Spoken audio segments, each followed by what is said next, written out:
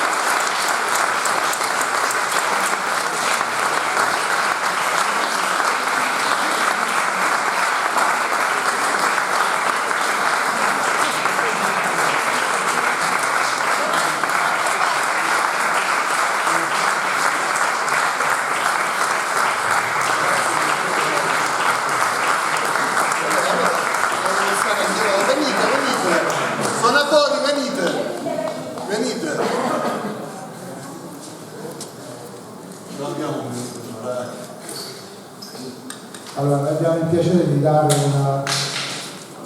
una tarda onorifica a questo collettivo. Allora, Trignachia, vi attendo.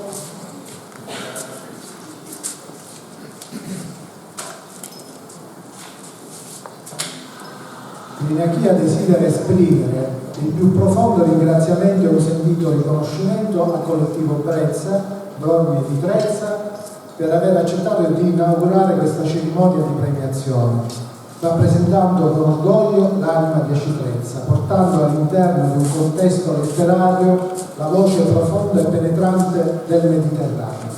il respiro della Sicilia più autentica, quella che non ha bisogno di tecnologia per comunicare l'infinito, ma solo del fiato dell'uomo e del guscio del mare. Affidare l'apertura del nostro premio al suono delle brogne non è solo una scelta estetica, ma un atto di restituzione culturale.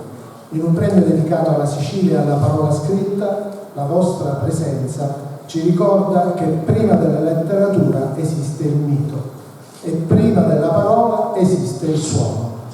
quel richiamo ancestrale che per secoli ha scandito la vita e il lavoro e i riti della riviera dei Ciclopi. Il collettivo Brezza, nato dalla visione di artisti amanti del mare sotto l'egida del Centro Studi Acitrezza, riceve questo tributo nella persona del suo ideatore Giovanni Grasso, per aver saputo sottrarre all'oblio la caronia Lampas, trasformandola da reperto del passato a strumento vivo di espressione artistica, trasformando un antico codice di comunicazione marinara fatta di segnali di aiuto, presenza e saluto in un'esperienza collettiva che unisce le persone nel ritmo del mare e delle stagioni.